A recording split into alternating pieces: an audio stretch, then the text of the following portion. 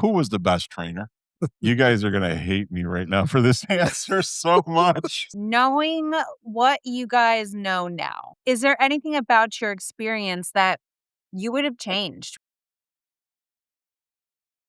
They hit on something else in the Netflix that was, only a select few of us, and I feel like they grazed over this, and I became even more upset about this when, our show doctor, Dr. Huizinga, Yeah, Dr. H. went on television and actually disputed the study that I think he started. Maybe I'm wrong. He may not have started it, but he was well aware of it and what they were testing and what they were looking for. Yeah, so that was the study done at the National Institute of Health. Mhm. There was 14 of us that were selected to be part of this study, and the 3 of us were 3 of those 14, Exactly. okay? So we all experienced it, but I don't think I can stop somebody on the street and say, "Hey, do you know that National Institute of Health study they did on the previous Biggest Looters? What did that say?" And they're gonna go, "What are you talking about?" Yeah. You know? So, can either of you explain to me really what was done? Because the interviews I saw from some of the 14 of us were just, "Hey, they screwed up my metabolism, and that's why I've gained all the weight." Do you guys feel that way? I feel that that's what a lot of people are saying. If someone were to ask me, Alan, tell us about that study you're in, and I say, yeah, I'm part of a study, and I thought it was an ongoing study, but I honestly, to be honest, I did not read too much of it. Again, this was just another phase in my life. It's just like, okay, yeah, I'll go along, I'll do it, I'll take part in it. I know that in the end, they told me, in my resting metabolism, that I lost the ability to metabolize 750 calories in my resting metabolism. I'm like, okay, So what does that mean? yeah, what Yeah. does that mean? It's like, okay, yeah, okay, fine. Amanda, But I still got my life to live. what did Yeah, you take from it? well, very similar to that. I just feel like we were told that our resting metabolic rates had gone down, but then we were left with nothing after that. It was like, okay, and then what? Yeah. Well, here, I'm gonna share, some separate stuff with you guys I may All have right. not shared. So, before I went on the study and I was talking to the doctors there, I asked them very specifically, "Is this study intended to help me, or is this study intended to help people after me?" And they said, "Very much the latter." And I Okay. said, "Okay, alright, you know what? I'll do it anyway, right? I'll be a guinea pig for science here." Now, here, okay, here's what I took from it, okay? When we started the show, they did a lot of testing, and they tested one of the things they tested was our resting metabolic, and for people don't know is that is how many calories you're burning in a day completely at rest, Yes. right? And what I think the public doesn't know is people who are larger require more energy just to be alive, right? We True. need more to function, to pump our lungs, to pump our heart, Mhm. to do all those things. So my resting metabolic was in the upper 3000. When I finished the show, my resting metabolic was in the low 2000. And that is where a lot of like Hmm. professional athletes, people who are very, very fit, that's where they live because your body is a very intelligent animal, right? It's a Yes. smart machine. And as you're burning through Mhm. calories, it becomes very efficient at burning calories. This is what I'm to understand. So that's where we ended up. What they didn't know until they studied us is the resting metabolic now stays there. It does not go back up because I had regained the weight. My resting metabolic did not go back into the 3000s. It stayed in the low No twos. twos. All right. So now that I went on something called maintenance, where I was no longer on my 1800 calorie a day diet, and I was on an average of maybe mid twos or upper twos, depending on the day, I was gaining weight, even though I was eating healthfully and being conscious of what I did and how I worked out. So 'Cause you weren't burning. before I went up on the show, before I went on that reunion that Dr. Huizinga had a year and a half later, I was on the phone with him and I said, "Dr. Huizinga, in the last year and a half, I can tell you that I have not gone back to my regular eating habits. I'm not eating fast food. I'm not eating fried food. I'm not drinking Coca-Cola or Sprite or any of that kind of stuff. And I'm not telling you I'm being perfect, right? But I eat very healthfully. I eat very consciously. Um, and I've been with my trainer maybe out of the last year and a half. And you guys both know my trainer, Tony, who's the greatest trainer in the world. I was maybe without him for 3 months. I did triathlons, I did 5Ks, I did 10Ks, and I was starting to train for a marathon. Yeah. Okay. And I said, Dr. Huizinga, knowing all this, I'm not complaining because I haven't lost any more weight. I just want to understand how I managed to gain 75 pounds. Yeah. I remember you talking to Mhm. me about that. And Yeah. his response to me, and this is the first time I'm saying it publicly, he said, Julio, are you just eating healthfully or are you dieting? And I about lost my mind. Are you eating healthfully or just dieting? Because we're all under this illusion that there's this maintenance phase that we all walk into, but that maintenance phase doesn't exist. They wonder why people like us gain weight so rapidly because nobody knew their metabolisms were affected. Not that they destroyed our metabolism. Anybody who goes through this process is going to lower their metabolism. That's why Mhm. people, when they diet, go into a plateau because their body slows its metabolism to meet its caloric Caloric intake intake. versus caloric outtake, right? Because your body doesn't want to wither to nothing. And that's why people plateau. This was my understanding from the study. Furthermore, they wrote this in the study. They talk about it like a sprint. Like the more you fight back against it, the more it wants you to gain weight back. It's Mhm. almost as if your body is fighting to gain the weight back. And that's the struggle we go into. So when those people look at us with those sad eyes, like, oh, you did it. You did it. Why can't you do it? Why'd you let yourself get this way? Yeah. It's not the same for everybody. Now, some people had an easier time with it than others. Yeah. Let's be honest. Not all of us were like me and a few others in the show that started plus 400 pounds and were there for a long time, Yeah. right? So some people had a better go of it than others, but a lot of us struggle. Of all of us 400 pounders, I think we all struggled mightily, right? And not Right. over time, like right away, Yeah. you know? All right, that's as far as I'm gonna go on that. That's as far as the NIH, because otherwise I'm gonna start getting super ass emotional. You hit some of that stuff. I remember them saying that, your body is comfortable at a certain weight and your body will fight to get back to To that get weight there. and to be comfortable at that weight. That is one of the things I do remember them telling us, is that, Alan, your body, and these aren't the exact numbers and stuff, but like Alan, your body's comfortable at 265 and your body's going to fight to be at that 265, which goes along with what you were saying, you know, um, and I also remember, and I believe it was Dr. H. And if I'm wrong, then I apologize.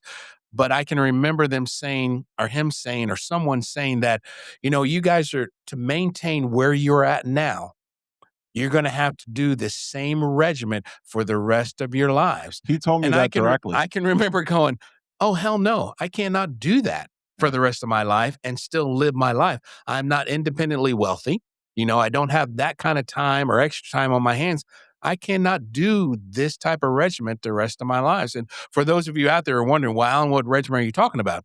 I'm talking about working out 6 to 7 to 8 hours every single day, not taking a day off. Yeah. I mean, when we were on the ranch, we were walking, we were working out a minimum of 6 hours a day. Even when we were filming, you were moving, you were doing something, and Yeah. I can remember like, well, I guess I'm just going to get big again because I'll probably get lazy again and I just can't work out 6 to 8 hours. It's not No, not realistic to realistic. do it. Now, I spent the most time at home because I don't know if everybody's aware, but both Amanda and Alan decided to vote me out. I'm just saying, okay? So guess what? If I voted for Aaron, okay, let me have that, okay?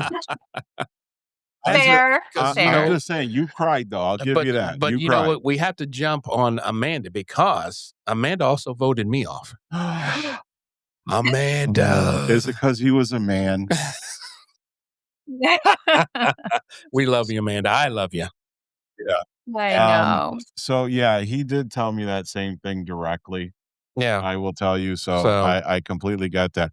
Here, so Tony, you guys both know Tony. Tony Mhm. was my trainer when I got home. Tony was this young 25-ish year old trainer who was new. And oh my God, I was blessed to find this man. But he told the story. I was in the gym 3 times a day. Yeah. Who can do that in a regular life? Yeah. But it was at that point our job.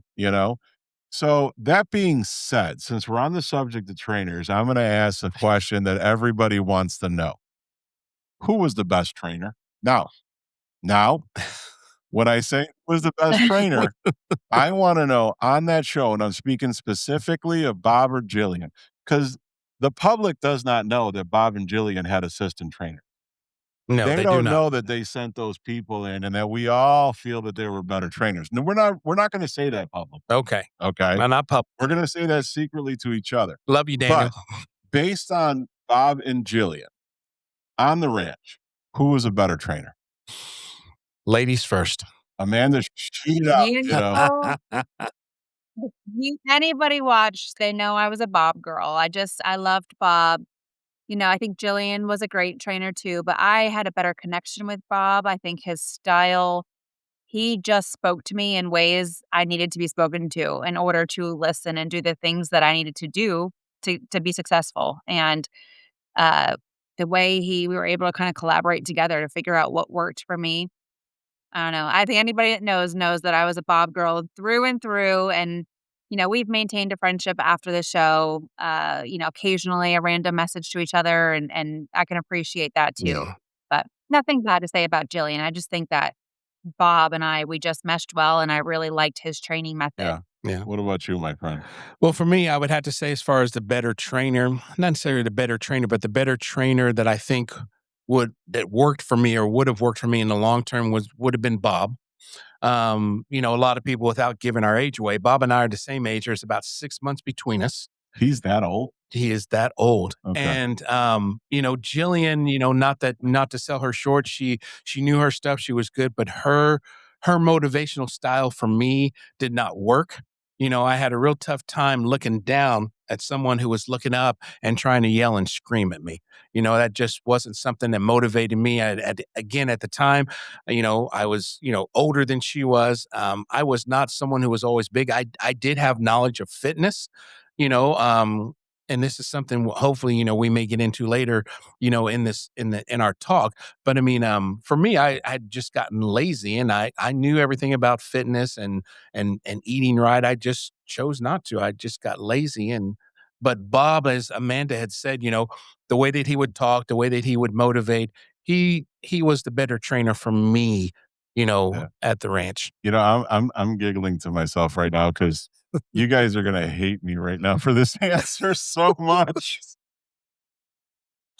Okay. Oh, Let's All hear no. it. right. All right. So I'm gonna answer my own question in the way that I asked it, the appropriate way. All right. If someone stopped me on the street and they said, "Who is the better trainer?" In other words, if I was to bring one of them back right now to sit in front of me and to put me on some sort of exercise, it is 100% unequivocally 100% Bob. I agree with you both 1,000%. The things I saw that man do, the things I saw him put people through, Mhm. I literally told my wife 2 more weeks, he would have brought me to the dark side. That is no lie. Okay. That man was phenomenal when Yeah. it came to that. Yeah, he was a good motivator. That being said, Yes. what I learned from Jillian, not in the world of exercise, but the lessons she taught me are still with me today.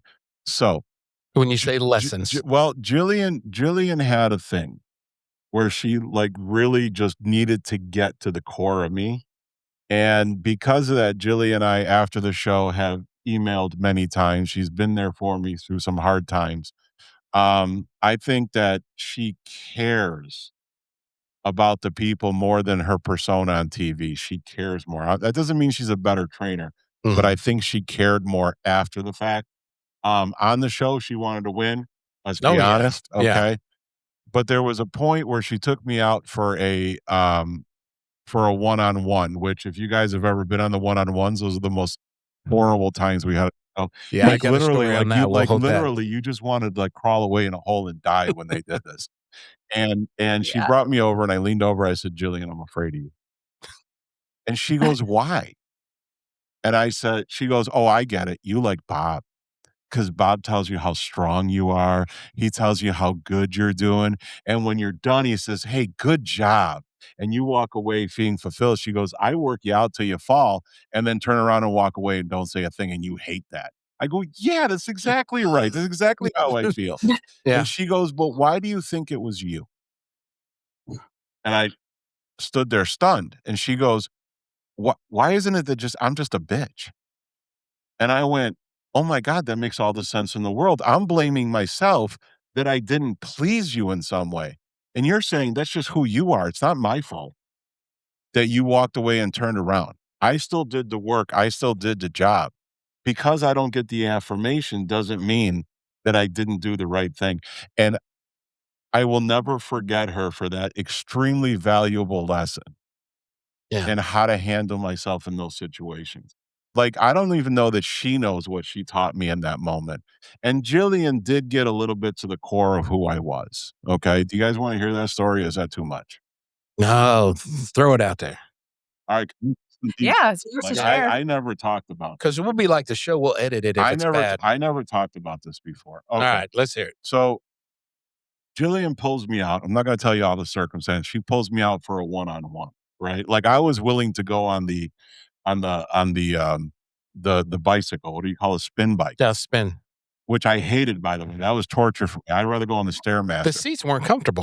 It didn't make any sense. So to avoid her, but she pulled me out and she literally walked down the line going, who's going to be my victim today? I remember And I'm those. like, please not me, right? And she goes, Julio. And I'm like, great. So she brings me on a treadmill, puts me on an incline that I was very uncomfortable with at a speed that I couldn't handle, jumps on the other one next to it like some kind of like spider monkey and gets in my face and starts tearing into me. And she needs to know what brought me here. And for the life of me, for 20 minutes, we're going into this, and she's trying to kill me, and nothing would come out of me, right? The crew actually gave up. The cameras turned off. They walked away. And I'm doing that stupid ass kettlebell thing where you squat with it and pull it up like that nobody could figure out the rhythm to. It was awful. And they gave up on it. And then she's giving up on it. And she goes, what's the matter? Did your father not go to your baseball games? Ouch.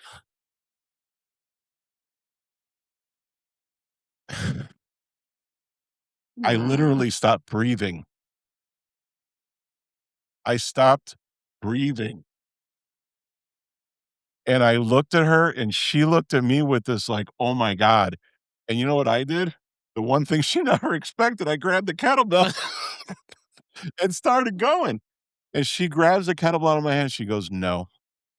Now I will tell you years later that Jillian, not years later, but soon after, Jillian wrote a book and she contacted me and wanted to share that story in the book. And I was not ready to tell that story. Because I don't think my father ever did anything on purpose. I don't know what that was about, but obviously it got me. And I so I asked her to put it she could put it in the book, but just don't put my name, Mhm. right?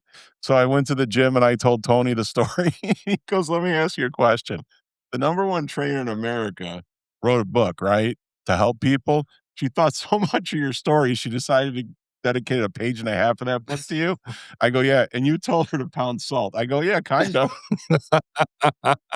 He goes, "All right, I got you." So I wasn't ready to share it. My father passed this past year at the age of 99, bless his heart. And I thought it was time to share it because Jillian helped me with that.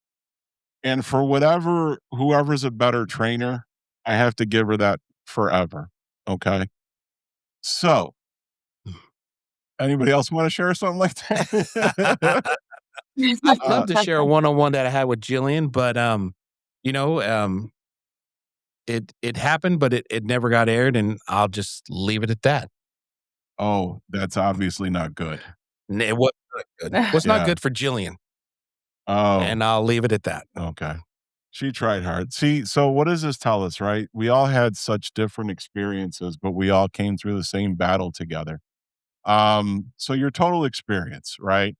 All right, so let's get to something else because now it got sappy. I wanted to go somewhere else. I spoke before about we're going to ask each other a question that we may not have asked other Biggest Losers before, but we want an answer to. All right. Who wants to go first?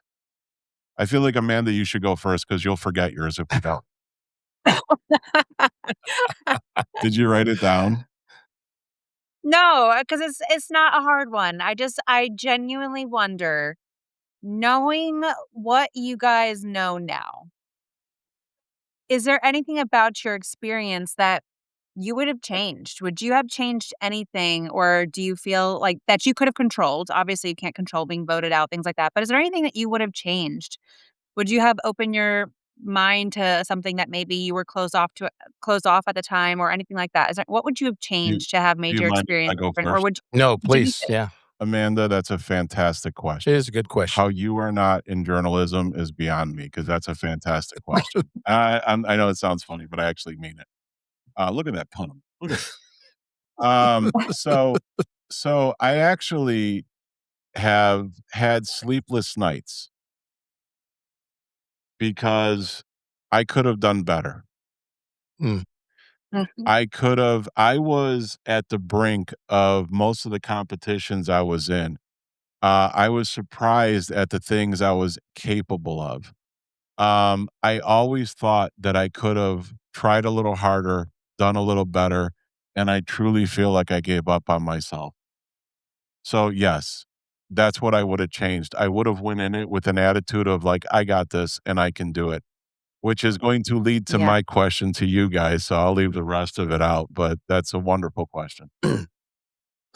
You don't want to go ahead and lead into your question? Go ahead. You're gonna say nothing, aren't you? You're gonna say I would have changed nothing. I was perfect when I showed up and I'm perfect when I left. Well, I wouldn't say perfect, but you're right. I wouldn't change a thing. I would not have changed a thing. I am who I am. I did what I did, and I would do the exact same thing again. Mhm. Because that's And that's see, for just me. me, like, what the audience doesn't realize, like, these jokes about me forgetting things, right? I admitted to Julio and Alan that a lot of what we did on the show, I genuinely have, like, very faint or bad memory of things that I experienced.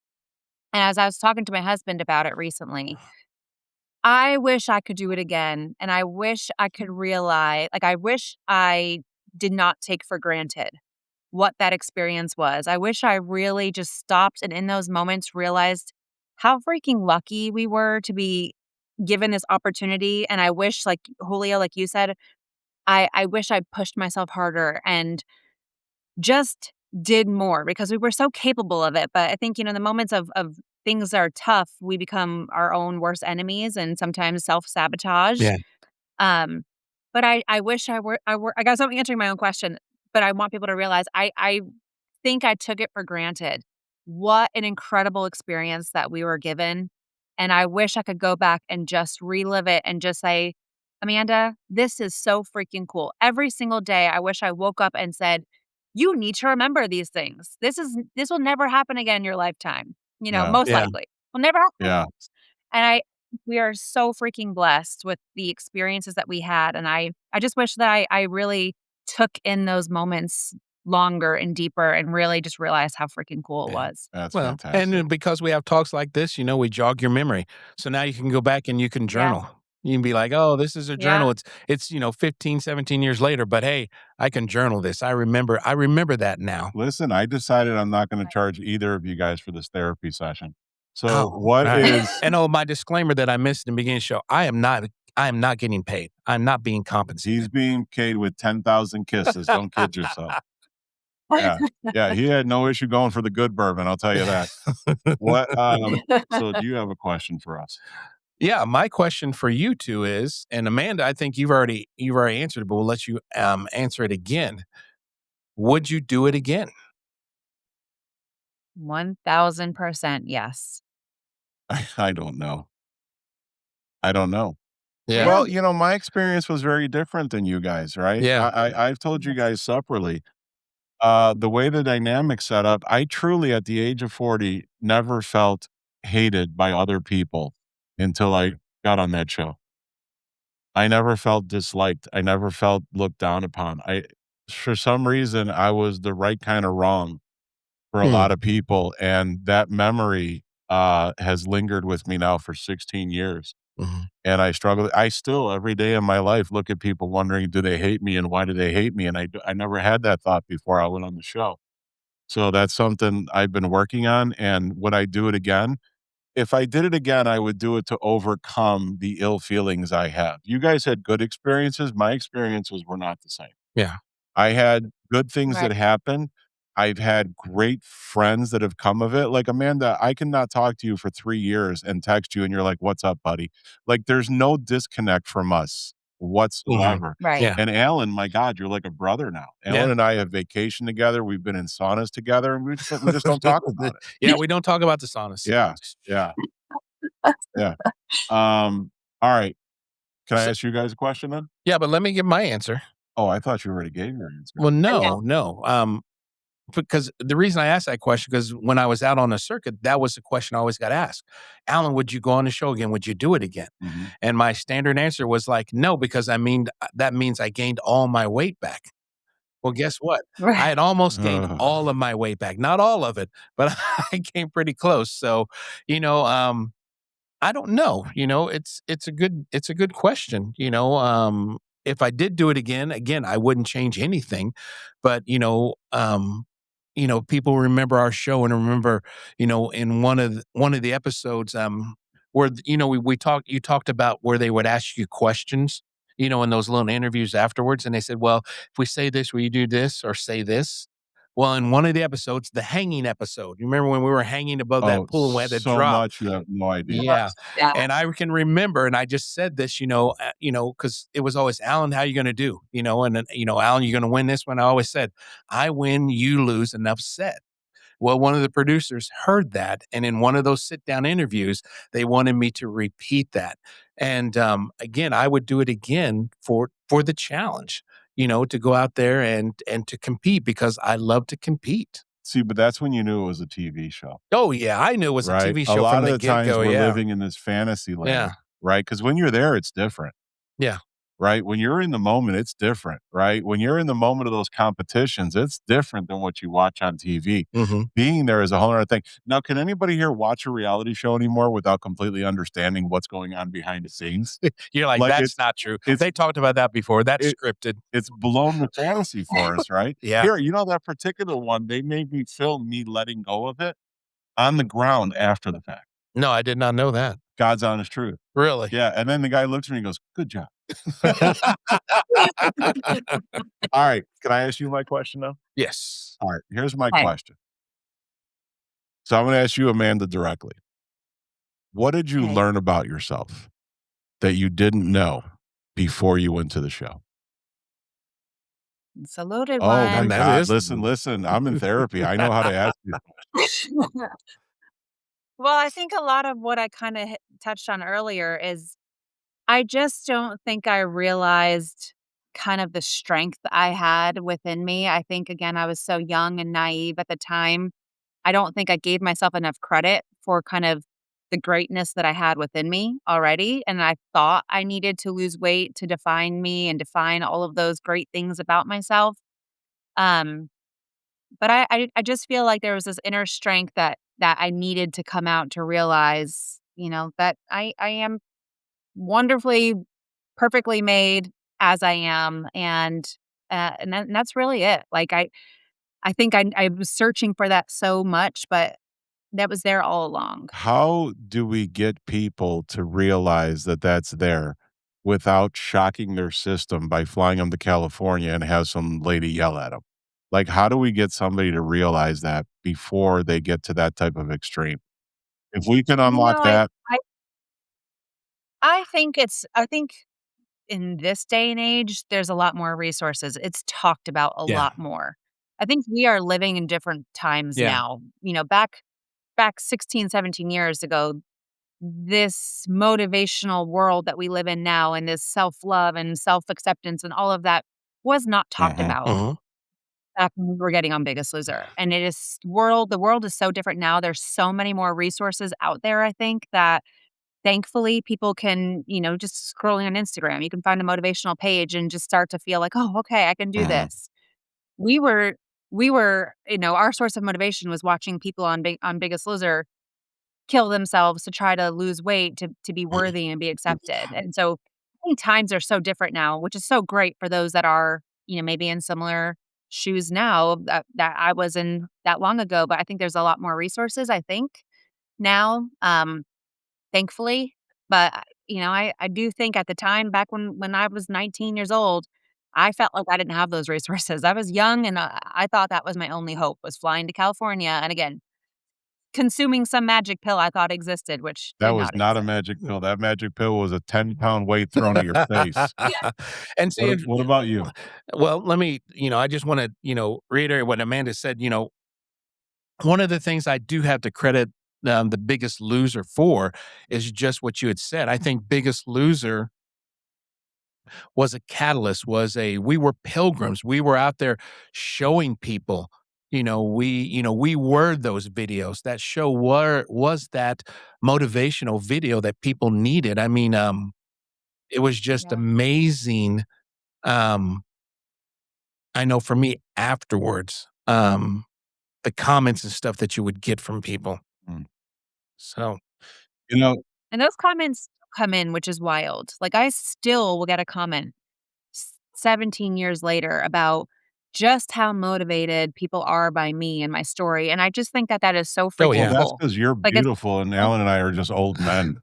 Well, speak Yeah. speak not speak for true. yourself because, my wife can contest to this. I still get recognized today. I think that's because I didn't have any hair then. I don't have any hair now. And the fact that black don't crack, that people still Mm. recognize me and they're just like, oh, I remember you from the show. And, just like you said, Amanda, and also you, Julio, people see you. And, they said, you motivated me. Because of you, I was able to do this. Mhm. And if I were to do the show again, that would be one of the reasons to do it. When I would go out and I would talk to people, they're like, well, what was your motivation? I go, you folks are my motivation now.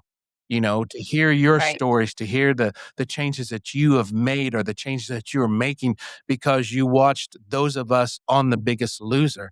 I think that's amazing. Mhm. So I think that is the one big thing that the show did. Good question, Amanda. Yeah. So what was your question again for me? I don't believe you asked your question. Yeah, I did ask my question. What did you learn about yourself that you didn't know before you got there? What did I learn about myself that I Mhm. didn't know before I got there?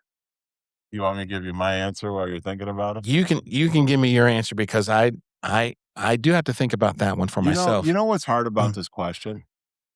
What's hard about this question is, do you wanna talk about it?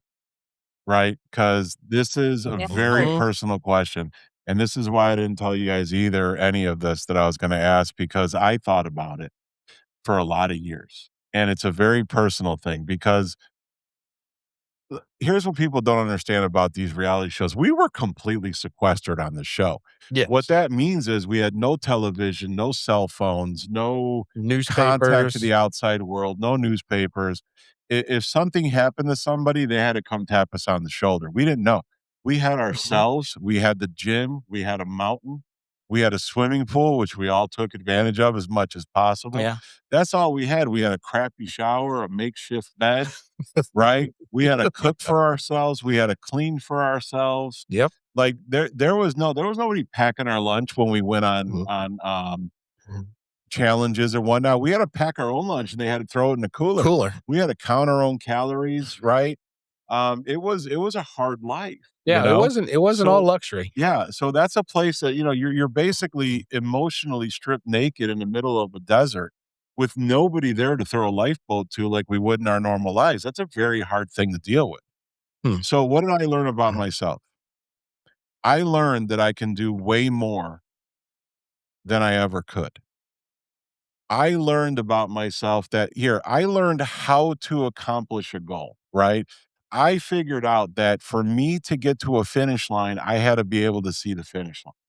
Like if Jillian came up to me and said, just start doing jumping jacks till I tell you to stop, I could do one. If she said do 10 jumping jacks, then I went one. Okay, I know how to get to 10 and I do 10. Like, these are things Mm. I learned about myself after the fact, and that's carried me through my life. Like, if I can see the finish line, if I can look at it from 10,000 feet and say, here's my goal, and then I can see a path to get there, damn it, I'm on my way, Mhm. And I didn't know that before. The second thing I learned is I'm actually athletic.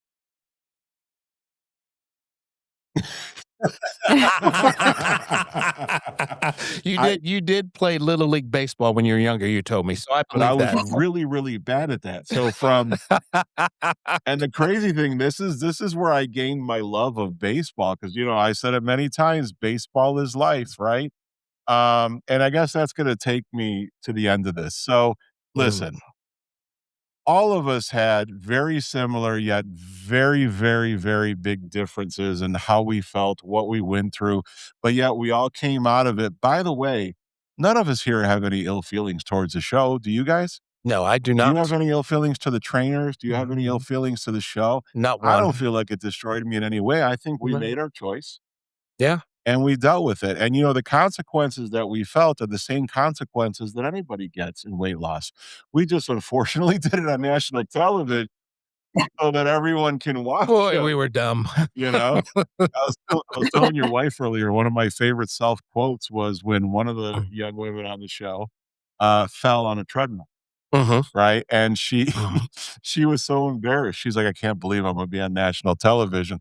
I'm falling on a treadmill." And I turned to her and I said, "Don't be mad about falling. It's the only break you get." I used to fall on purpose, Just to get a break, yeah. just to get away from the whole thing. I know, I remember being like, "Oh, I'm gonna puke. Oh, thank God I didn't go go outside for a second." So Uh, none of us have any ill will, right? no, I And do not. this is an experience that whether we do again or not, only time will tell, my friend, because I'm a little more brittle than I used to be. But you know what I am? Is a lot more confident, a lot smarter, and I'm gonna go into it with a plan next time I do it, right? I'm gonna go into it with some knowledge. They didn't let us go into it with some knowledge. Listen, you guys are awesome. And I love you for doing this. I couldn't wait to do this episode. I couldn't wait to do it with you two. Somehow the three of us together brings out a little piece of each other that we don't have separately. And True. that's because of the bond we have had through the journeys we've been through. Mhm. And we're still sharing 16 years later. And I'm sure there's many other stories like this out in the Biggest Loser world, Yes. but maybe not so much as dear as it is here. So listen, I want to thank everyone out there for listening to my podcast, Big Man, Big Problems. I started this podcast because I want people out there who are my size or somewhere in between, or starting a weight loss journey, are struggling with where they are in their lives, or struggling with being big. I want you guys to be able to have a voice to understand that sometimes this isn't just a lifestyle choice, people. Sometimes this is just where you are in the world. And please leave comments on Facebook, leave comments on YouTube, leave comments on Instagram. Tell me your story. I want to talk about it. I'll share it with these guys. Maybe I'll bring them back as co-hosts someday so they could share your experiences. Okay, probably separately because I don't know that I can handle you guys again. Right? But please listen, please watch. Thank you for joining. And I'll end with one quick baseball analogy. I love my baseball analogies, but listen, to me, it's a team sport played on an individual level. But the thing is, the whole team has to show up because you Exactly. don't know who has to take a DH, right? You don't know who has to come in as a pinch hitter. You don't know who's going to get hurt. You don't have to bring in as a relief pitcher. We go out there as a team. True. We win and lose as a team, and you can't do it without your team. And you guys are my team. Thank you. Thank you. Uh-huh. And thank you, everyone, for We listening. I Thanks, love hope you Amanda. stealing those enjoyed it. quotes.